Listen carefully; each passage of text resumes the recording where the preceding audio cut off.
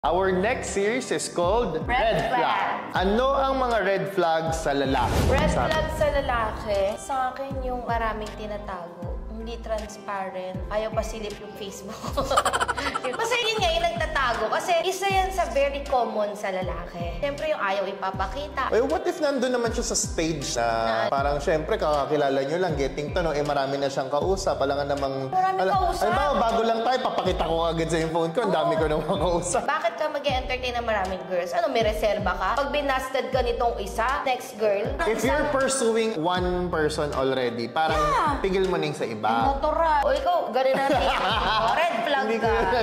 Hindi ko yun alam, hindi ko naman naranasan. Hindi, 1:1. Walang hindi sinabi na 2:1 ang ratio, 3:1. 1:1 tayo. Maniligaw ka ng isang babae kasi gusto mong i-pursue siya eh. Gusto mo siyang pasagutin. Tapos may isa kang segue dito, may isa ka dito. So yan ang, pwedeng ganon. so yan ang pinaka ano. Red flag ko yan. Pinaka biggest red flag. Yeah, kasi wala na yan. Cheater yan.